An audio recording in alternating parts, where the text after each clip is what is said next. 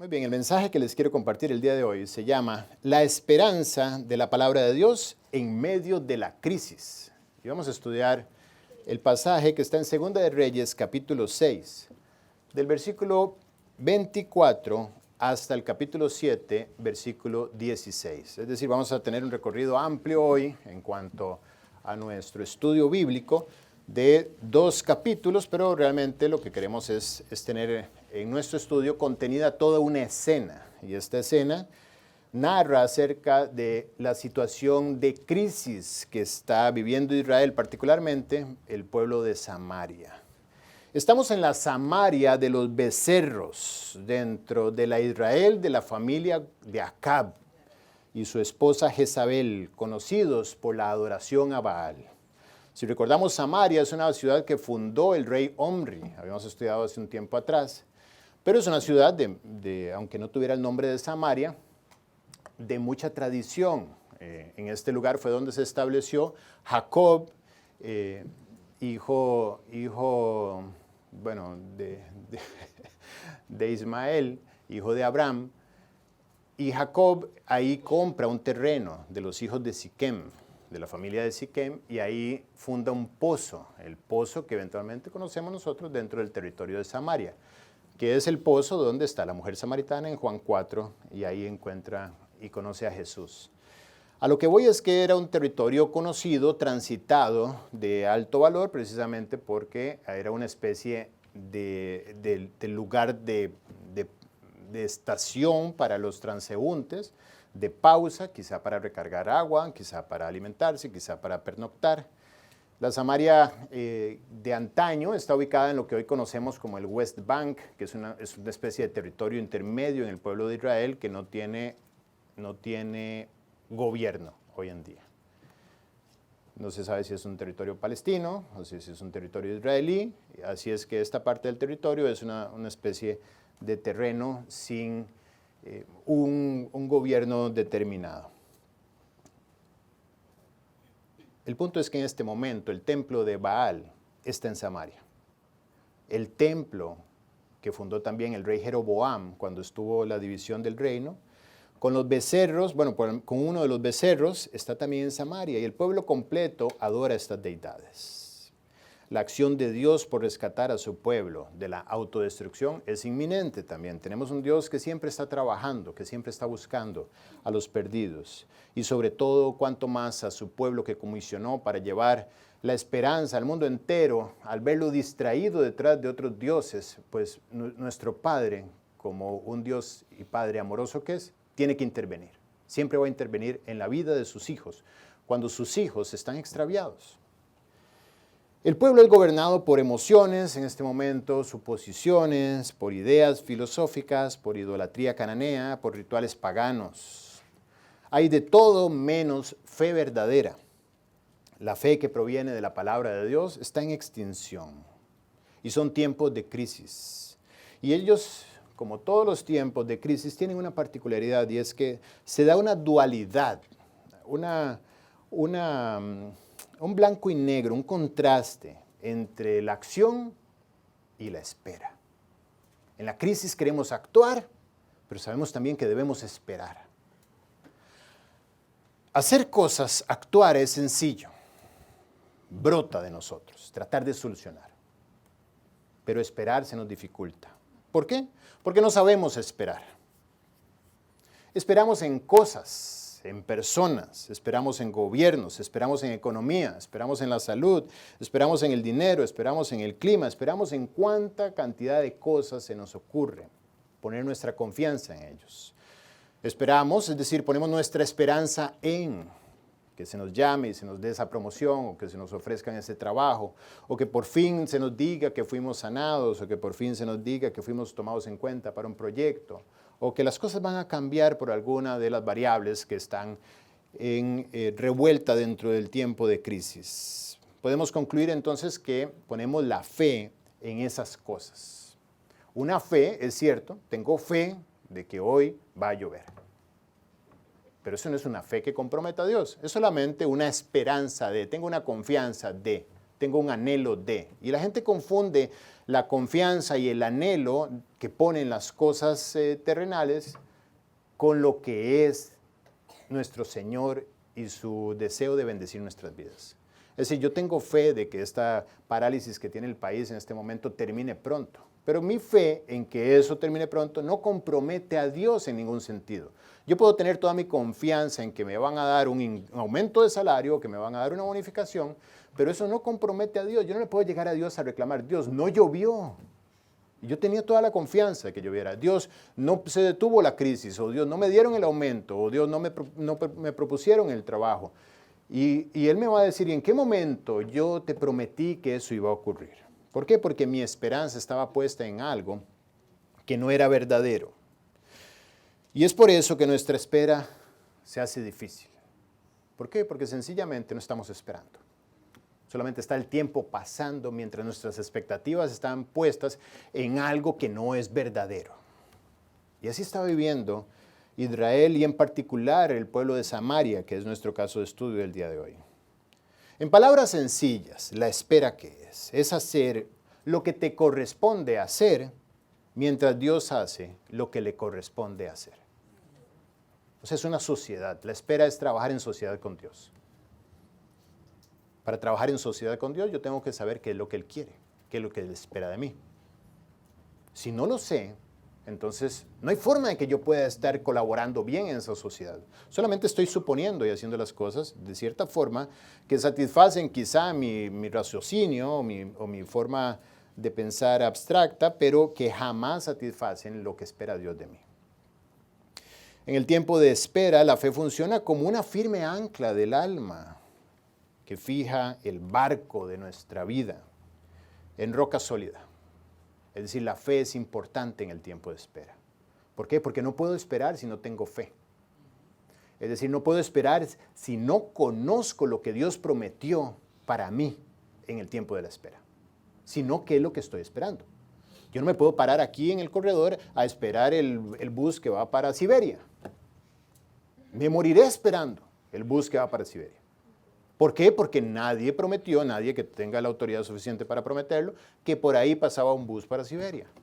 Me moriré esperando. Así es que podemos entonces afirmar que sin fe no hay espera. Aunque el tiempo avance y la crisis profundice, no estamos esperando correctamente. Solamente somos navíos a la deriva de las olas y los vientos de la crisis, sin un ancla que los sostenga, llevados de un lado para otro sin control ni rumbo. Y eso es lo que estamos viendo en Samaria. Estamos viendo una nación que dejó extraviada la fe. Como les decía, vamos a estudiar este pasaje de Segunda de Reyes, capítulo 6, pero mientras hemos estado durante todo este tiempo pivoteando alrededor de la vida de Eliseo, el profeta Eliseo y el profeta Elías anteriormente, hemos aprendido acerca de su confianza en el Señor y hemos aprendido también acerca de la negligencia de Israel o la idolatría de Israel. Y en este momento estamos en tiempos del rey Joram. Eliseo abarcó su ministerio prácticamente 45 años,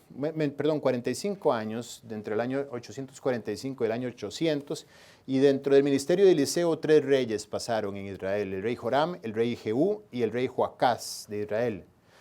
Y los reyes de Judá durante ese periodo fueron Ocosías, Atalía y Joás. Esto es importante porque estamos dentro del periodo todavía del primer rey, el rey Joram.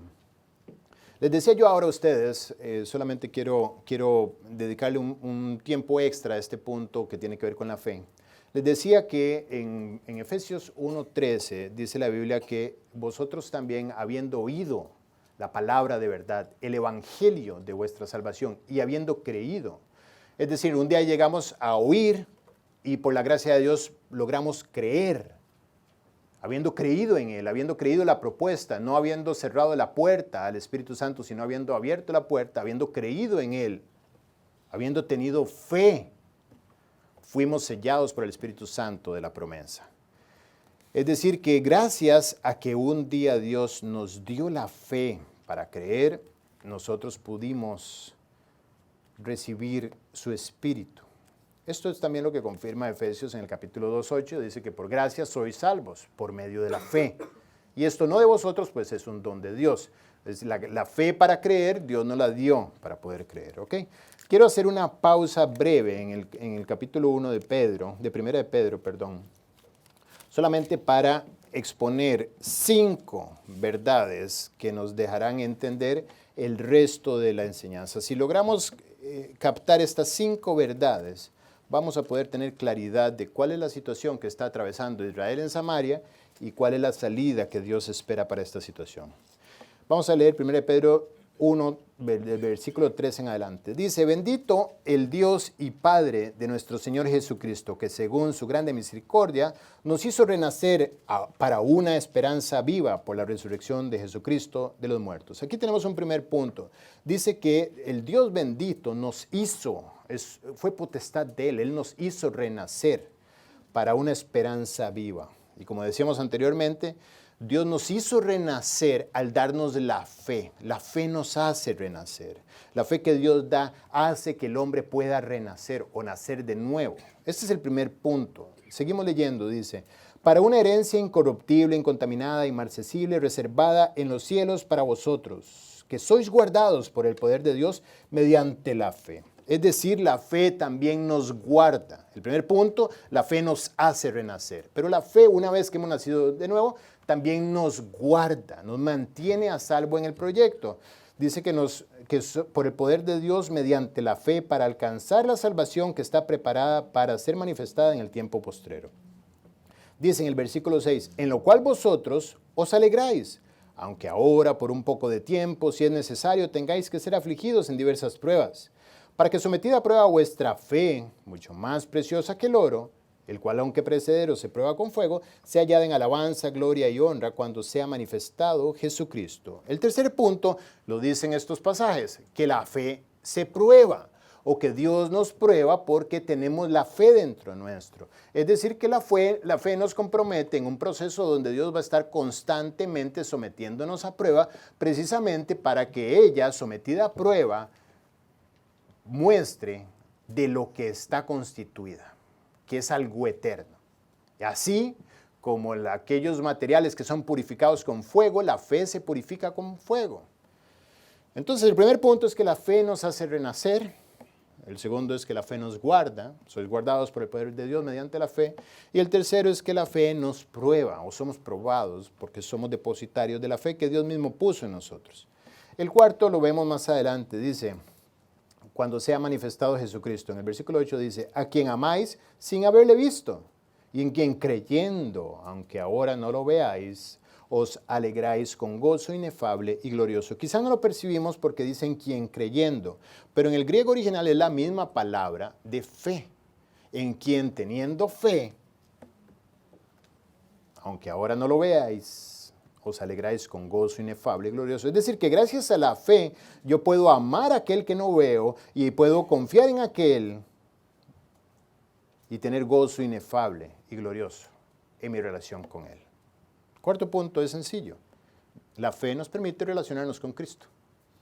Es la que nos permite a nosotros tener comunión con él y relación diaria. Después de, primer punto, haber nacido de nuevo gracias a la fe, Dios nos guarda en este proceso por las tentaciones y los tropiezos que están planificados en el camino, nos guarda por medio de la fe. La fe también nos prueba y la fe nos ayuda o nos permite tener relación con Cristo. Y el quinto punto lo tenemos a continuación, dice, obteniendo en el versículo 9 el fin de vuestra fe. Nuevamente la misma palabra, en todos los casos es la misma palabra griega. Obteniendo el fin de vuestra fe, que es la salvación de vuestras almas. El quinto punto dice que la fe es la que nos conduce hasta el día de la redención. La fe tiene un objetivo y ella misma nos va a llevar a ese objetivo. ¿Por qué es todo esto importante?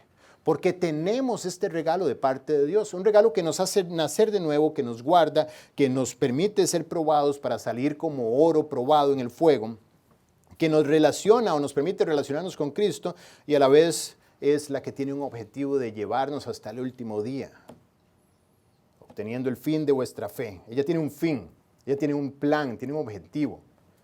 Es decir, nosotros no tenemos forma de hacer nada productivo en el plan de Dios si no es porque la fe lo hace en nosotros. Pareciera que la fe es algo vivo. Bueno, realmente es algo que proviene de la vida que Dios ha puesto en nosotros. La fe es una de las manifestaciones del fruto del Espíritu Santo en nosotros. Por eso el día que nacemos de nuevo, el Espíritu Santo empieza a manifestarse con la fe que brota de él para lograr estos 5 objetivos y conducirnos hasta el día de la redención de la posesión adquirida. Ok, esto es importante para que podamos examinar el caso de Samaria con detenimiento. Solamente para terminar esta parte introductoria, Romanos 10, 17 en adelante nos dice que la fe, esta fe que es tan beneficiosa para nosotros, tiene un punto de origen o tiene algo que la produce. Dice que la fe es por el oír y el oír por la palabra de Dios. No hay fe sin Biblia, decíamos hace un rato. La fe es producida por tu exposición a la palabra de Dios. Por eso recomendamos leer la Biblia, porque es la única forma en la que tú puedes tener fe. No puedes tener fe si no tienes Biblia. Lamentablemente tuve una reunión con una persona que me dijo, Guille, no sé si sabías que me voy a divorciar. Y me golpeó muchísimo, muy duro, escuchar eso. Y yo le decía, vamos a conversar. Y me dice, tengo años de no leer la Biblia. Tengo años de no orar. Tengo tiempo de haber dejado todo esto a un lado. Entonces, es imposible que algo pueda ocurrir en su vida, por supuesto, de parte del poder de Dios. ¿Por qué? Porque no tiene los elementos que son vitales para que su fe pueda guiarla, pueda guardarla, pueda sacarla de la prueba, pueda ayudarle a relacionarse con Cristo y pueda conducirla hasta el día final. No, yo tengo mucha fe. No puedes tener fe, porque la fe viene por el oír y el oír por la palabra de verdad. Si no tienes palabra de verdad en tu vida, no puedes tener fe. Con lo cual estás a la deriva. No pudiste haber renacido. Y después de renacer, si pierdes la palabra de Dios, no te puede guardar la fe, no te puede sacar de la prueba, no te puede ayudar a relacionarte con Cristo y no te puede conducir hasta el día de la redención adquirida. A lo que voy con esto es que Dios está hablándote cuando abre la palabra de Dios y está alimentando tu fe para que puedas salir adelante en el proyecto que Él tiene contigo. Pero igualmente dice la Biblia que hubo un pueblo rebelde y contradictor que no quiso oír y al no querer oír no pudo disfrutar de los beneficios de la fe. Ahora sí entramos de lleno, entonces a hablar de este pueblo rebelde y contradictor. Es el pueblo de Israel. Recordemos que la Biblia usa a Israel como un tipo del ser humano, usa a Dios como Dios, el mismo ayer, hoy y siempre. Y las circunstancias para que ubiquemos en nuestras vidas la forma en la que Él trabaja alrededor nuestro. En esta narración vamos a encontrar a un pueblo que está esperando que Dios se manifieste. Creo que esto es algo natural en el hombre, estar esperando que Dios salte a rescatarlo. ¿Ok? Curiosamente, el pueblo de Israel está esperando que Dios se manifieste, mientras Dios está esperando que la fe se manifieste en su pueblo. Llegaron a una especie de punto en el cual no hay intermedio. Quiero que Dios se manifieste y me saque de esta crisis. Pero Dios dice, la forma de salir de la crisis es a través de la fe. Pero el pueblo no tiene fe. ¿Por qué? Porque dejó la palabra de Dios. Versículo 24, capítulo 6, segunda de Reyes, dice así. Después de esto aconteció que Ben-Hadad, rey de Siria, reunió todo su pueblo y subió y sitió a Samaria. Y hubo una gran hambre en Samaria, a consecuencia de aquel sitio, tanto que la cabeza de un asno se vendía por 80 piezas de plata, y la cuarta parte de un cab de estiércol de palomas por 5 piezas de plata. Dice la Biblia que subió y sitió Samaria, el rey de Siria. Es la Samaria que acabamos de describir, la Samaria de los becerros. Para entender un poco en dónde estaba el corazón del rey Joram durante todo este tiempo, podemos ir a 2 de Reyes capítulo 3 brevemente para entender cuál era el corazón de Joram, quien está al gobierno. Dice, cuando entró Joram a reinar, hijo de Acab, comenzó a reinar en Samaria sobre Israel el año 18 de Josafat, rey de Judá, y reinó 12 años. E hizo lo malo ante los ojos de Jehová, aunque no como su padre y su madre, su padre Acab y su madre Jezabel, porque quitó las estatuas de Baal que su padre había hecho. Pero se entregó a los pecados de Jeroboam, hijo de Nabat, que hizo pecar a Israel y no se apartó de ellos. Esta es la descripción del rey que está hoy en día gobernando desde Samaria, el rey que está padeciendo esta crisis y que tiene a su pueblo en espera de que Dios haga algo, mientras él no está haciendo lo que debe. ¿Qué es una crisis? Es un estado de angustia extrema, precisamente provocado por circunstancias sobre las cuales no tenemos control. Israel no controlaba a sus enemigos y llegó un punto donde sus enemigos lo rodearon, millones de ellos lo rodearon y lo dejaron sin acceso al comercio, sin acceso a agua, sin acceso a alimento, sin acceso a libertad, esperando básicamente porque Dios se manifieste o porque el día de la muerte llegara. Estaban sin control absoluto de la situación, solamente acorralados por ella, atrapados, sin recursos ni fuerza. Y como toda buena crisis, hay un efecto inflacionario que está afectando. Dice que se pagaban 80 piezas de plata por la cabeza de un asno.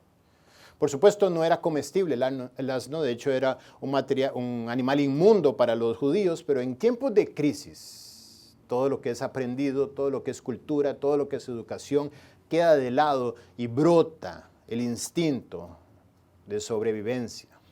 Y en este momento vemos a Israel pagando 80 piezas de plata, que es aproximadamente $175, por un trozo de carne que no tiene carne. Según dicen los que conocen, la parte que menos carne tiene del animal, y más que todo en un asno, es la cabeza. No había nada que comer ahí. Y además dice que pagaban 5 piezas de plata por 250 gramos, que es un cab de estiércol de palomas. ¿Podría ser que comieran esto? Realmente lo que está haciendo esta aclaratoria de parte de Dios es que nos está dejando ver los extremos.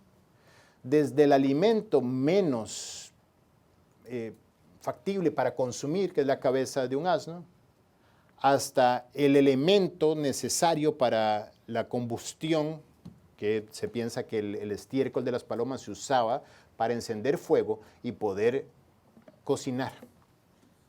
Son tiempos donde no hay gas, son tiempos donde no hay cocinas de electricidad, donde no hay encendedores, donde no hay todas las facilidades que hoy tenemos. Entonces ellos necesitaban este tipo de materiales y tenían que adquirirlos. Es decir, estaban muriendo de hambre literalmente. Cuando dice que había hambre en Samaria, no es lo que sucede cuando a veces tenemos hambre a media tarde. Era una situación crítica donde no había absolutamente nada de qué agarrarse para poder sostener la vida. En eso es lo que está el pueblo de Israel.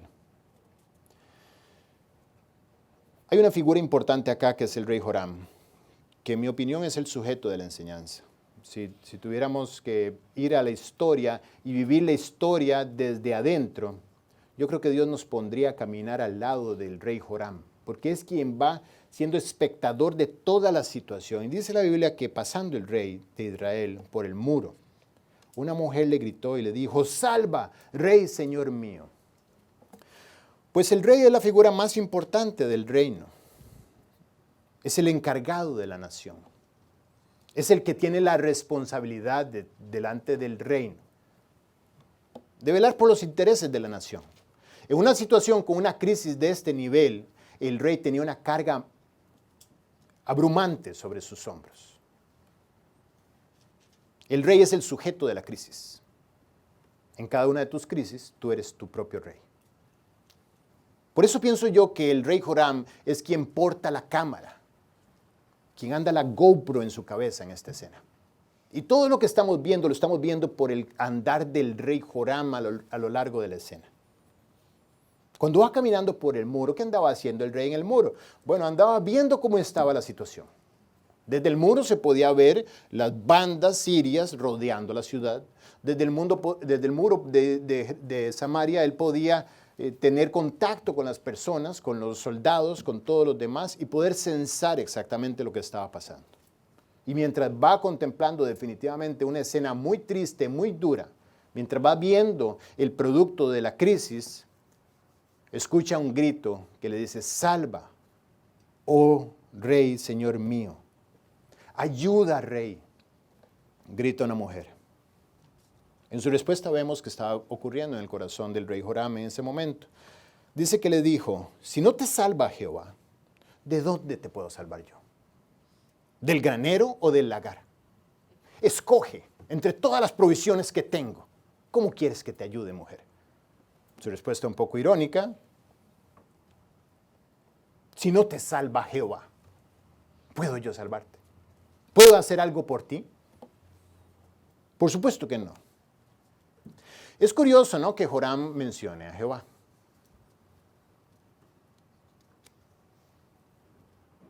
Es un hombre que ha dejado oficialmente a Dios fuera de su vida y de su país y de su familia. De hecho, viene de una familia, él es hijo del rey Acab, hijo de Jezabel, de la familia más terrible de la historia. Oficialmente ha dejado fuera a Dios de su vida. Y en el momento de la crisis, culpa a Jehová. Una actitud muy humana. Una descarada costumbre que tenemos de culpar a Dios por las decisiones que hemos tomado. ¿De dónde te puedo salvar yo? Pues claro, con esa actitud no puedes salvar a nadie. Imagínate una persona verdaderamente gobernada por la fe en esa circunstancia. Sería un cielo abierto en medio de la circunstancia. Esta mujer necesitaba no solamente alimento físico, sino que necesitaba alimento espiritual, necesitaba esperanza. Esperanza que lamentablemente un creyente en esta condición no le puede dar. Porque es un creyente que está esperando algo de Dios, está resentido con Dios, está cobrándole facturas a Dios que Él no consumió. Si no te salva Dios, ¿de dónde te va a salvar yo? Sin embargo, la responsabilidad de su cargo lo mueve a hacer la siguiente pregunta. Él le dice al rey, ¿qué tienes? Déjame por lo menos saber qué te está pasando. Ella respondió, esta mujer me dijo, da acá tu hijo y comámoslo hoy, y mañana comeremos el mío. Cocimos pues a mi hijo y lo comimos. El día siguiente yo le dije, da acá tu hijo y comámoslo. Mas ella ha escondido a su hijo. Estamos hablando de una crisis. ¿Qué hace la crisis en el hombre? Hay un error que es decir que la crisis cambia al hombre. Yo pienso que la crisis no cambia al hombre. La crisis saca y pone en evidencia lo que es el hombre. La crisis funciona como un laboratorio donde probamos los elementos, donde brota lo que efectivamente hay por debajo de la superficie. El hombre sin Cristo, explicábamos anteriormente, es básicamente la constitución de dos componentes. El componente físico, que conocemos como la carne, y el componente blando o emocional o la psique, el componente del alma del hombre. Lo que somos y donde estamos contenidos. La carne y lo que somos, que es el alma. Ese es el hombre sin Cristo. Es decir, el hombre sin Cristo no tiene nada de parte de Dios que lo norme. Desde muy joven aprende a callar su conciencia, que es el elemento testigo de Dios dejado para guiarlo hacia la salvación, y aprende a callarla, y después de ahí el hombre sin Cristo básicamente es un ser normado por cultura, por valores y por moral.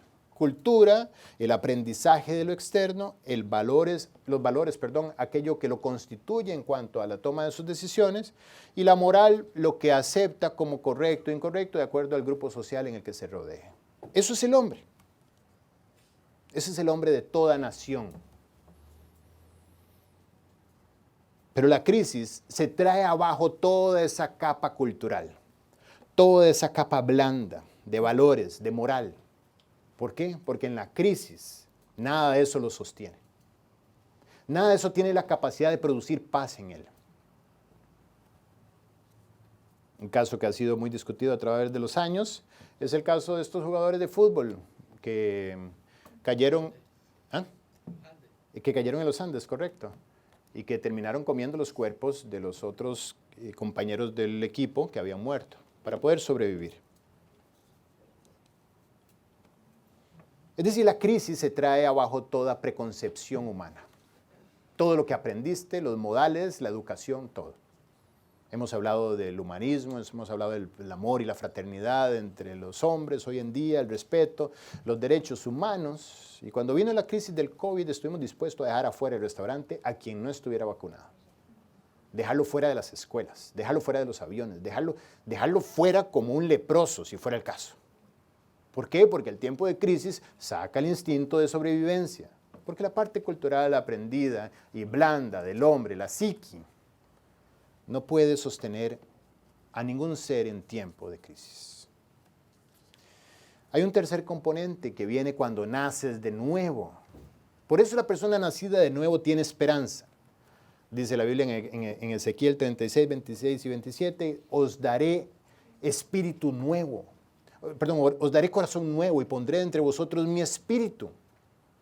Ahora el hombre, que era el componente de carne y el componente blando, ahora tiene un nuevo componente, un tercer componente en la ecuación, que es el Espíritu de Dios. Y el Espíritu de Dios es el que hace que el hombre pueda ser guiado por Dios.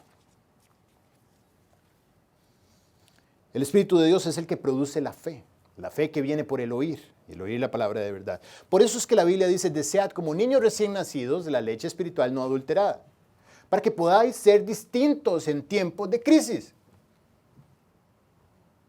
Si no tienes al gobierno, ese tercer componente en tu ser, en los tiempos de crisis vas a ser igual que las bestias del campo, que viven por instinto.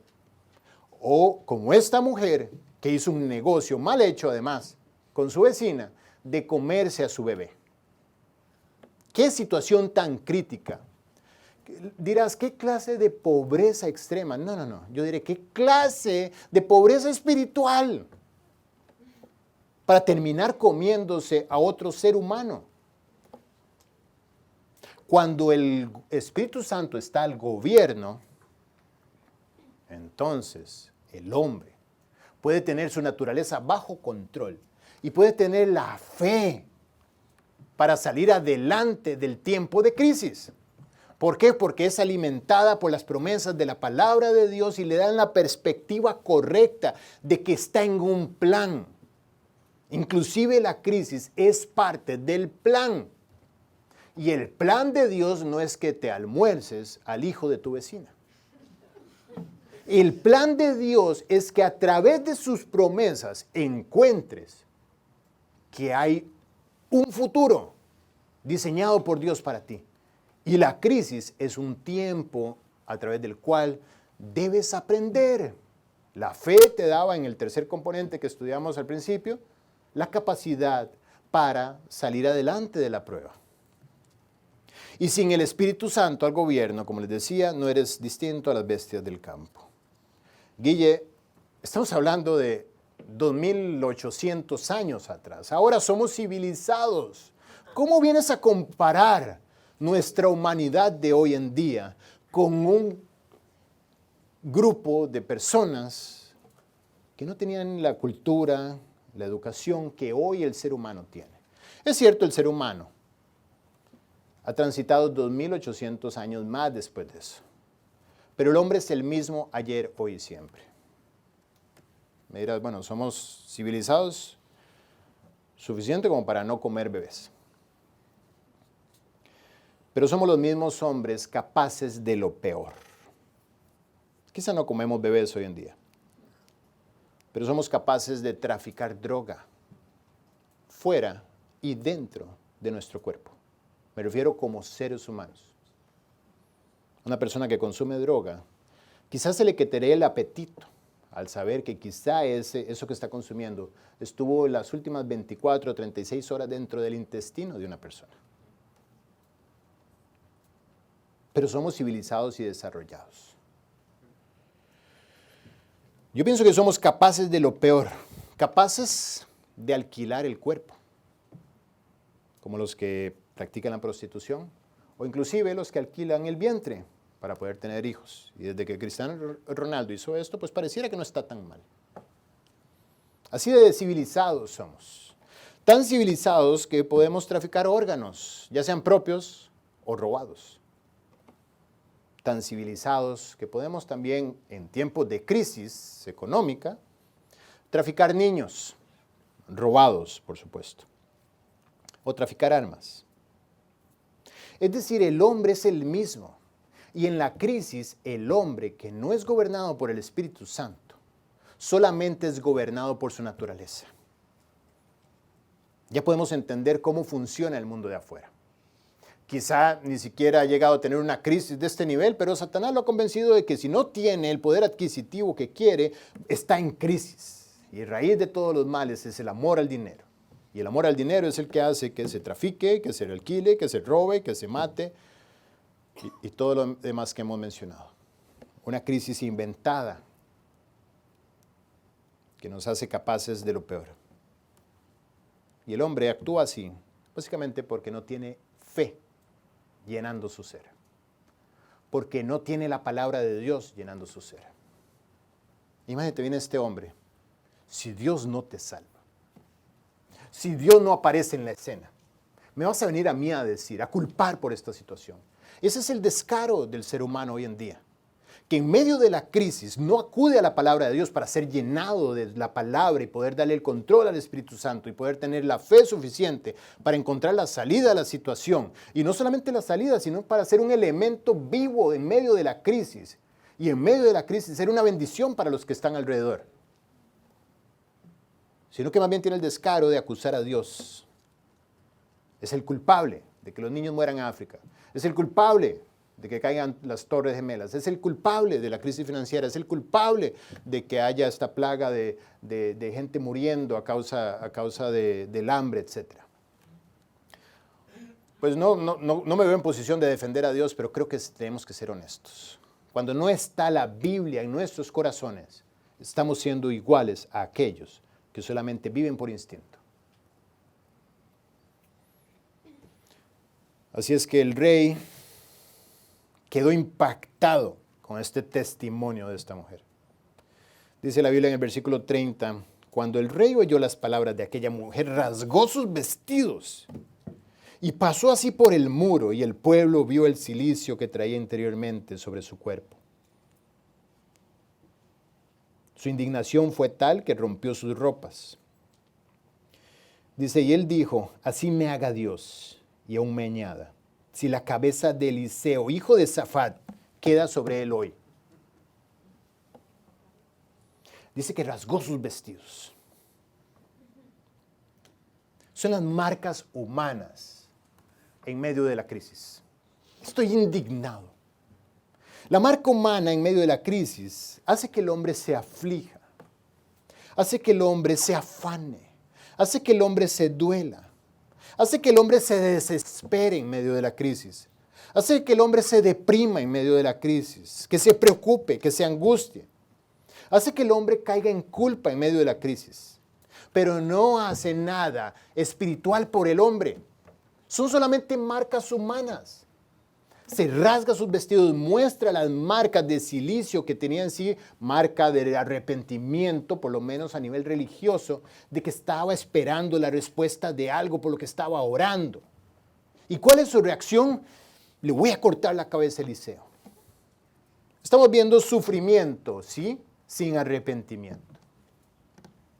Estamos viendo el hombre que no sale adelante, que se aflige, que sufre, que todo lo demás, pero que no da vuelta en U, que no gira en su vida, que sabe dónde está la respuesta y en lugar de ir a tomar la respuesta, arremete en contra de la respuesta. ¿Qué tenía que ver Eliseo en todo esto? Pero él quería cortarle la cabeza a alguien. Mira, Guille, en esa situación es difícil, muy difícil hacer lo correcto. Pues por supuesto que es difícil si no estás siendo gobernado por el Espíritu Santo, porque estás siendo gobernado por tu carne. Y eres similar a las bestias del campo. En la misma situación, prácticamente en paralelo, el rey Josafat. ¿Qué hizo el rey Josafat? Lo estudiamos hace algunos meses. Segunda Crónicas 20, versículo 3 dice, entonces él tuvo temor y Josafat humilló su rostro para consultar a Jehová e hizo pregonar ayuno a todo Judá. Y se reunieron los de Judá para pedir socorro a Jehová. Y también de todas las ciudades de Judá vinieron a pedir ayuda a Jehová. La misma situación. Un rey afligido muestra sufrimiento y muestra arrepentimiento. Así es que no me vengas llorando por tu crisis, dice Dios. Ven arrepentido a tu Dios. No vengas a culparlo. Ven a disponerte delante de Él. ¿Qué hizo el rey de Nínive cuando se le avisó de aquí a 40 días Nínive será destruido? Escuchó el mensaje, vio la aflicción, vio lo que venía. ¿Y qué hizo el rey de Nínive en Jonás?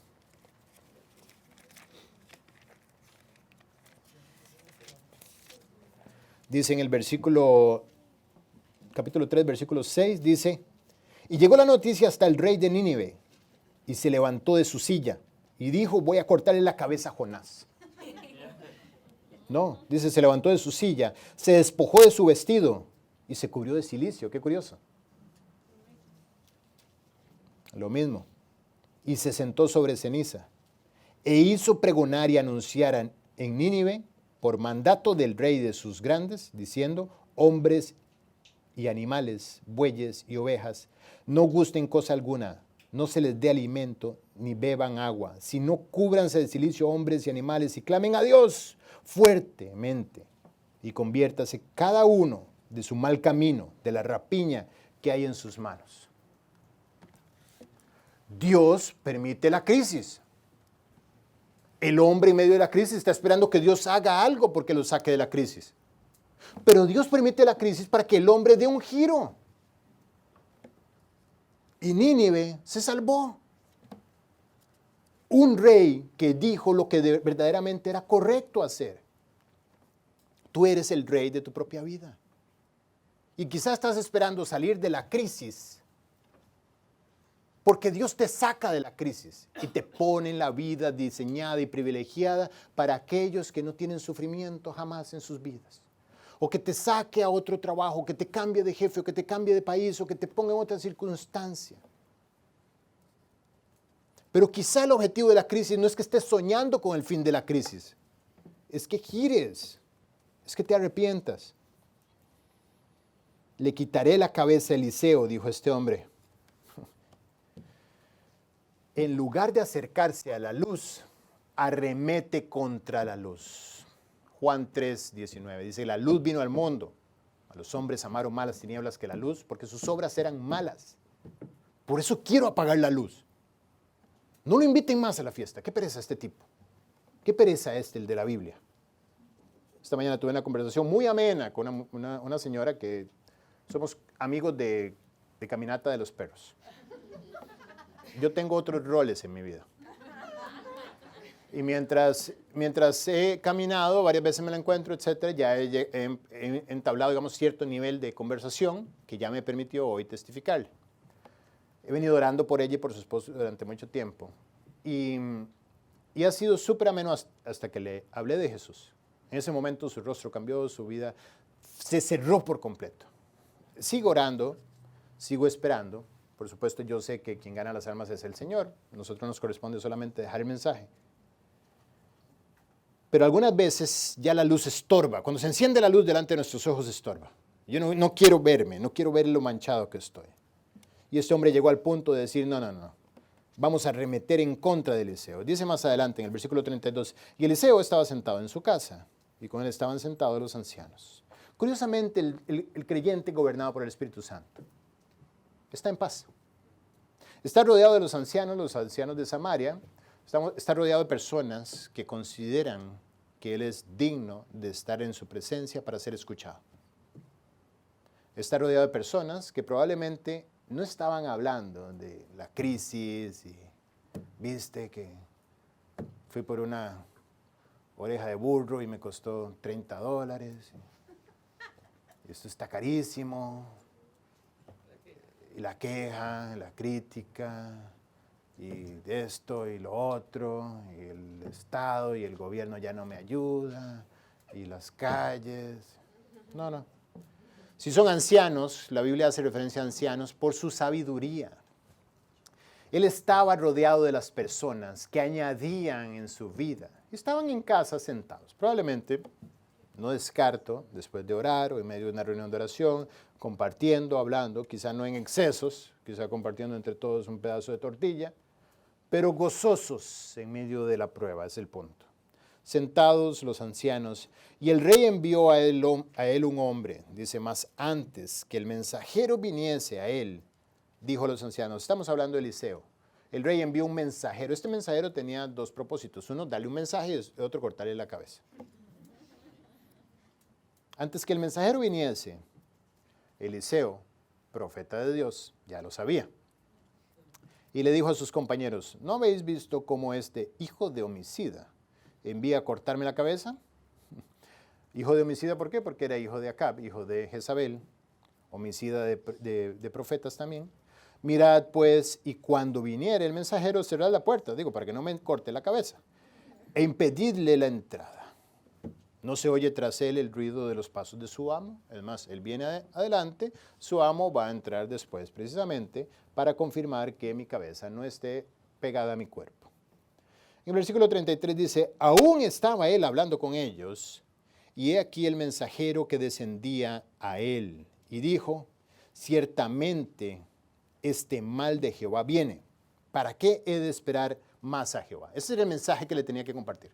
El rey dice, ciertamente este mal de Jehová viene, ¿para qué he de esperar más a Jehová? E iba a arremeter en contra de él. Le está diciendo, no hay sentido de seguir esperando. ¿Cuál es el propósito? Sin el ancla de la fe, no hay propósito de esperar. ¿Por qué Dios no actúa? Tengo que actuar yo, porque Dios no actúa. Por supuesto, si no hay fe gobernando tu vida, por supuesto no está el Espíritu Santo sosteniéndote en medio de la prueba. El Espíritu Santo no te está encaminando, no te está guardando, en el cual sois guardados por el poder de Dios mediante la fe. Has dejado fuera la palabra de Dios. Entonces no hay motivo de esperar. ¿Para qué fe? Para que creer en la palabra de Dios será el mensaje. ¿Para qué seguir esperando? Así es que Eliseo, estoy ahora en el capítulo 7, se levanta y le da la respuesta. Dijo entonces Eliseo, oíd la palabra de Jehová. Así dijo Jehová, mañana a estas horas, dentro de 24 horas, valdrá el seah de flor de harina 1 siclo, 2 seas de cebada 1 siclo a la puerta de Samaria. Oíd la palabra de Jehová. Aquí está la promesa. Alimenta tu fe. Sostente delante de la promesa. Busca las promesas para tu propia vida en medio de la crisis. Entiende a Dios a través de sus promesas. No lo entiendas a través de tus emociones. No lo entiendas a través de los periódicos, de los acontecimientos, de ver los bloqueos, de las marchas, las manifestaciones, de ver las crisis, de ver la economía cómo cae, de ver la bolsa que se viene abajo. No veas a Dios a través de las circunstancias. Necios, no quites tus ojos de aquel que sostiene las circunstancias y no los pongas en las circunstancias. ¿Por qué quitaste tus ojos de mí? Le dice Jesús a Pedro. ¿Por qué pusiste tus ojos en las circunstancias? De modo que la crisis empezó a sobrepasarte y tú te empezaste a hundir en ella. Oye la palabra de Dios. Haz este ejercicio. Busca las promesas de Dios para tu vida en medio de la crisis. Anótalas. Memorízalas. Pórtalas contigo. Ponlas en los umbrales de tu casa, como dice la palabra de Dios que debes hacer. Pégalas en todo lugar por donde tus ojos pasen. Recuérdate a ti mantenerte bajo el gobierno de la palabra de Dios para que no seas como las bestias del campo que reaccionan por instinto y que corren amedrentadas con cualquier ruido. Le dio la promesa. Sin entrar en detalle del tipo de cambio de estas monedas que menciona, básicamente le está diciendo, cogió una moneda de la más baja denominación y le está diciendo, la cebada y la harina dentro de 24 horas no van a costar absolutamente nada. toda la economía va a dar una vuelta completa dentro de 24 horas. Y eso no era lo más impresionante. Si lo notan, le dice que se van a vender en esos precios a la puerta de Samaria. ¿Qué quiere decir eso? Las puertas van a estar abiertas. Samaria otra vez va a tener acceso a entrar y salir. Es decir, el acorralamiento, el sitio, va a terminar en menos de 24 horas. Qué increíble cuando la palabra de Dios te deja ver el futuro. Tú sabes que el futuro de la situación y la crisis que estás atravesando en tu vida está descrito en la palabra de Dios. Pero Dios no va a permitir que nadie te lo diga. Si como a plata la buscares y como la escudriñares como a tesoros, entonces entenderás el temor de Jehová. Tienes que meterte a buscar ahí las promesas que te van a sacar de la circunstancia en la que estás, que te van a dar los ojos de lo eterno y poder ver. Por eso Eliseo, antes de que le corten la cabeza, le dice, esto es lo que va a pasar. Esta es la promesa de la palabra de Dios. Eliseo era la Biblia abierta. En ese momento no estaba la Biblia, Dios hablaba a través de hombres. Y dice la Biblia en el versículo 2, y un príncipe sobre cuyo brazo el rey se apoyaba, respondió al varón de Dios y dijo, si Jehová hiciese ahora ventanas en el cielo, ¿sería esto así? Y él dijo, he aquí, tú lo verás con tus ojos, mas no comerás de ello. Dice, si se abriera el cielo y cayera harina, y cayera cebada, si cayera trigo del cielo, si fuera posible este nivel de ridiculez, aún así no lograríamos ver dentro de 24 horas la economía transformada de esta manera. Ese hombre nunca supo que Dios hizo descender pan del cielo durante 40 años. Sin embargo, el Eliseo le dice, sí, ríete, y lo vas a ver, y tú no vas a comer de eso. Esta es la parte carnal de la escena. Esta es la parte que está dentro tuyo diciéndote, escucha la promesa, pero no la creas. Esto no es así. Estos son historias de antaño. Esto funciona quizá en otras vidas, pero ahorita no es así con nosotros. No tiene sentido creer. No es posible que esto se resuelva. No tiene lógica. No hay forma humana de que esto se resuelva. No, en eso tienes toda la razón. Por eso Dios tiene que intervenir. Cuando estás en la situación en la que Dios tiene que intervenir, estás en la mejor posición que puedes estar. Cuando quedan recursos, todavía falta tiempo.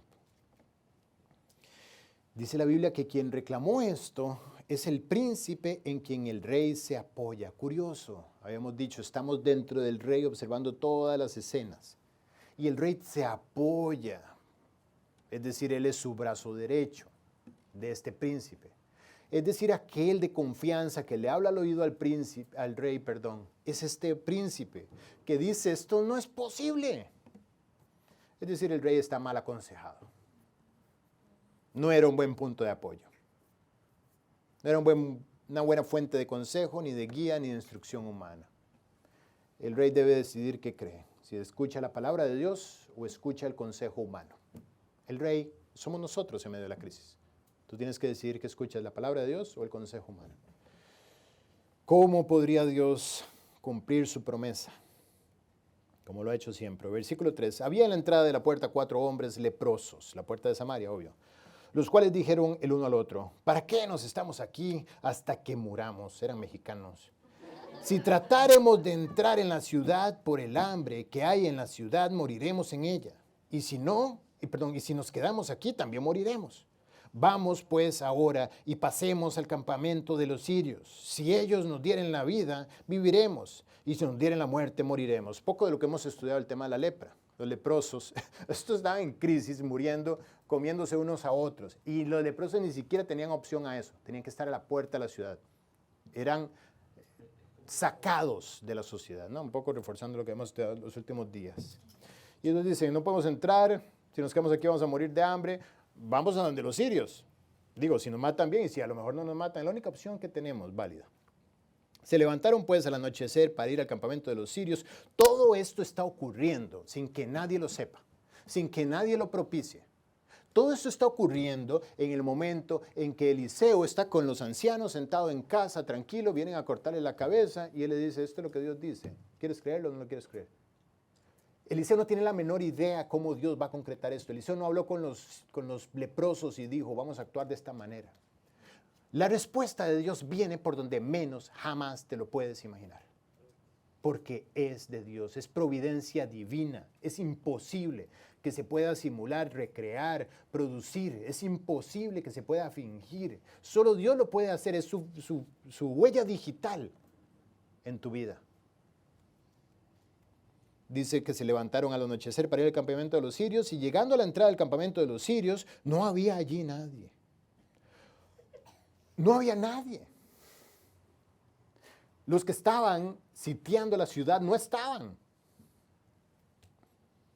Es decir, la crisis no era crisis.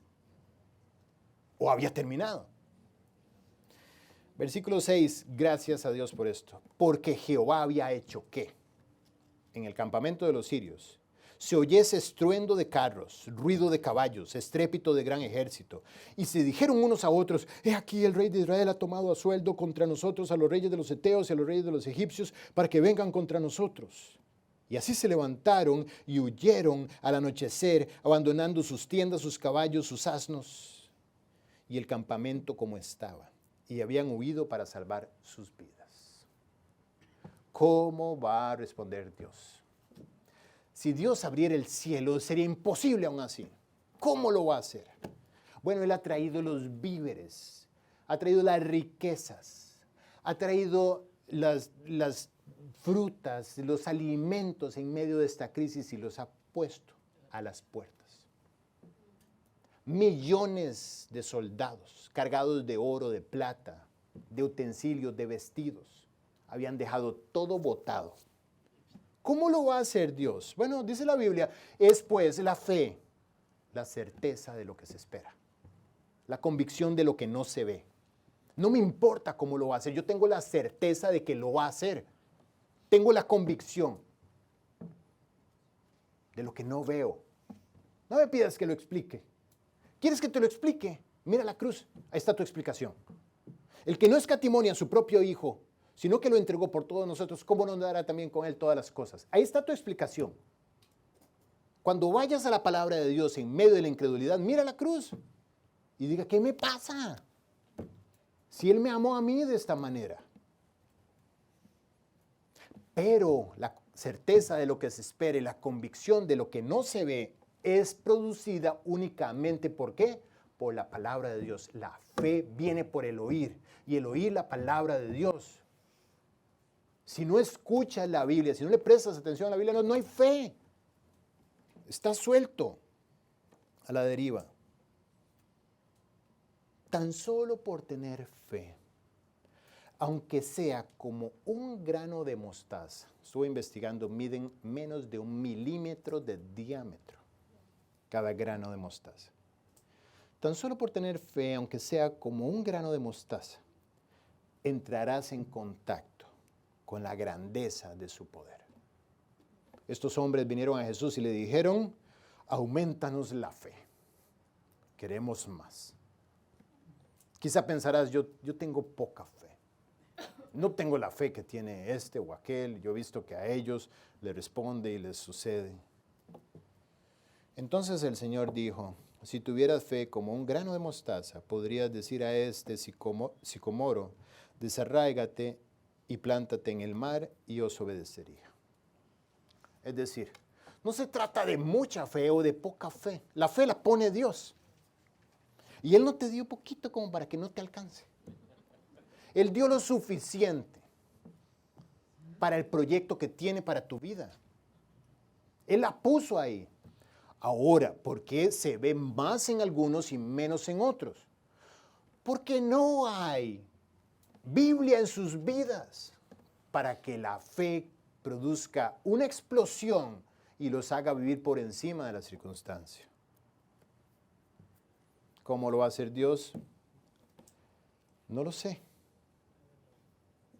Lo que sí sé es que lo va a hacer como lo ha hecho siempre. Y con tal de no defraudar a quien confía en Él, Dios puede hacer efectos de sonido, como sucedió con ellos. Dice que escucharon estruendo de carros, ruido de caballos y estrépito de gran ejército. ¿Qué oyeron estos tipos? No tenemos la menor idea de dónde salió ese sonido. Pero Dios puede hacer efectos de sonido, con tal de no defraudar a aquel que confía en Él. Dios puede engañar y poner temor en el corazón de sus enemigos. Dios puede confundir, puede permitir rumores. Fíjate la creatividad de estos tipos, que no solamente supusieron mal, sino que inclusive dijeron, no, es que contrató a los egipcios y contrató a los heteos. Y Dios dice, sigan creativos, asústense todo lo que puedan. Con tal de no defraudar a aquel que confía en Dios, Dios puede abrir mares, puede traer temblores, puede traer tormentas, puede traer avispas, puede levantar muertos, puede detener el sol, puede matar gigantes, puede hacer que el fuego no queme en un horno calentado 7 veces más, puede hacer que se pueda caminar sobre el agua sin que te hundas, y puede hacer caer pan del cielo. Y puede hacer que las piedras produzcan agua, con tal de no defraudar a aquel que confía en Él. Los leprosos llevaron la noticia al rey. Dice, vinieron pues y gritaron en el versículo 10 a los guardas de la puerta de la ciudad y les declararon, diciendo, nosotros fuimos al campamento de los sirios y he aquí que no había allí nadie, ni voz de hombre, sino caballos atados, asnos también atados y el campamento intacto. Los porteros gritaron y lo anunciaron dentro del palacio del rey. Y se levantó el rey de noche y dijo a sus siervos, yo os declararé lo que han hecho estos sirios. Él venía de conversar con Eliseo. Y Eliseo le acababa de decir algo va a pasar y en las 24 horas siguientes que va a transformarlo todo. Pero sin embargo se levanta el rey dentro de su estructura necia e incrédula y dice, yo sé más de lo que ustedes piensan. Ellos saben que tenemos hambre y han salido de las tiendas y se han escondido en el campo diciendo, cuando hayan salido de la ciudad los tomaremos vivos y entraremos en la ciudad, una especie de caballo de Troya. Yo he estudiado, dice el rey. Yo tengo mucho conocimiento, yo soy más astuto. Entonces respondió uno de sus siervos y dijo, tomen ahora 5 de los caballos que han quedado en la ciudad, porque los que quedan acá también perecerán como toda la multitud de Israel que ya ha perecido. Estaban preocupados por los caballos que por los que iban a montar a los caballos. Y enviamos y veamos qué hay. Dijo, igual se van a morir los caballos, mandemos. Me da lástima por los caballos, pero mandémoslos. Joram siguió igual, no recordó la promesa, no prestó atención a lo que Eliseo había dicho. Esto no lo dominó, no había una convicción en él por la promesa. No había una certeza de que algo iba a pasar. Por eso esta noticia él la ve con ojos naturales. Y el hombre natural no ve las cosas que son del Espíritu de Dios, porque para él son locura y no las puede entender porque se han de discernir espiritualmente. El hombre gobernado por la carne no puede ver con claridad. No tenía ojos para ver, no tenía la fe para ver, no recibió la palabra de Dios para poder ver. Consejo, no confíes en un hombre que no usa la Biblia. No confíes ni en ti mismo cuando no estás usando la Biblia. Bueno, dice la Biblia que el hombre mandó 5 caballos y dice el versículo 14, dice, tomaron pues 2 caballos de un carro y envió el rey al campamento de los sirios. Esto me da risa. O sea, no tenía ni los recursos que pensaba que tenía. Dijo, manden 5. Y lo que pudieron coger fueron 2 caballos. Es decir, ya no hay recursos. ¿De qué te cuida el rey? Mírate, no tienes de dónde echar mano. Y sigues jugándote de prudente, de astuto, de conocedor, de sabiondo, en medio de una situación que está claro que estás derrotado. Mírate, rey. Versículo 15 dice, ellos fueron y lo siguieron hasta el Jordán, y aquí que todo el camino estaba lleno de vestidos y enseres que los sirios habían arrojado por la premura. Y volvieron los mensajeros y lo hicieron saber al rey. Rey es genuino, y no solo eso, sino que dejaron el campamento cargado de provisiones. Y todo el camino de kilómetros, camino hasta el Jordán, lleno de vestidos. ¿Sí recuerdan a Amán, que llevó vestidos desde Siria para agasajar a Eliseo, que al final no lo recibió? Pero los vestidos sirios eran de gran valor. Y estaba el camino hasta el Jordán lleno de vestidos sirios. Versículo 16. Entonces, a esa hora, sin importar nada, ante la desesperación, dice, y entonces el pueblo salió y saqueó el campamento de los sirios.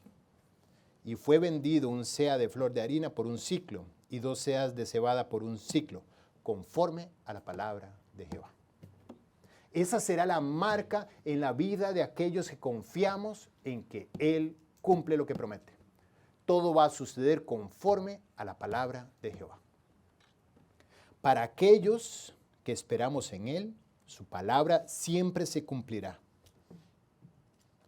Quienes no encuentran la certeza de lo prometido antes de verlo, actuarán como las bestias del campo, gobernadas por la carne. Viendo, pero no palpando. Anhelando, pero no alcanzando. Este es el caso de aquel hombre, dice el versículo 17. El rey puso a la puerta a aquel príncipe sobre cuyo brazo él se apoyaba. ¿Quién era este hombre? El que dijo, eso no va a pasar. A mí no me vengas con bibliecitas. Aquí necesitamos programas, aquí necesitamos proyectos, planes de trabajo, aquí necesitamos acciones, aquí no me vengas con promesas esotéricas bíblicas. Él, dice la Biblia, que se puso a la puerta de Samaria y lo atropelló el pueblo a la entrada. Todo el pueblo le pasó por encima, mientras él observaba incrédulo desde lejos diciendo, o tratando de decir, ¿cómo esto? Aquí hay algún error. Esto no puede ser. No puede ser que exista un Dios que haga esto. Lo atropelló el pueblo a la entrada y murió conforme a lo que había dicho el varón de Dios cuando el rey descendió a él. Aconteció pues de la manera, estos versículos del 18 al 20, dicen lo mismo que dicen los versículos anteriores. Esto me parece increíble. ¿Por qué? Porque Dios quiere que entiendas. Dice, aconteció pues de la manera que el varón de Dios había hablado al rey, diciendo, 2 seahs de cebada por un siclo y el seah de flor de harina será vendido por un siclo mañana a estas horas a la puerta de Samaria. A lo cual aquel príncipe había respondido al varón de Dios diciendo, si Jehová hiciera ventanas en el cielo, ¿pudiera suceder esto? Y él dijo, he aquí tú lo verás con tus ojos, mas no comerás de ello. Y le sucedió así, porque el pueblo lo atropelló en la entrada y murió. El príncipe que no creyó la promesa. Dios nos repite 3 veces lo que pasó con él, en menos de 6 versículos. Al final vio cómo se cumplió, pero no comió. Como los 2 espías que vieron el territorio de Israel, pero no entraron. Como todos los que verán a Jesús coronado un día. Delante de Jesús, toda boca confesará que Jesucristo es el Señor. Pero no todos entrarán en su reino. Vamos a orar. Padre, muchas gracias. Solamente podemos rendirnos, Dios. Abre los ojos de nuestro entendimiento para que creamos, para que podamos recibir esa fe. Aumentarla al aumentar nuestro tiempo y nuestro corazón en la palabra de Dios. a tomar tus promesas,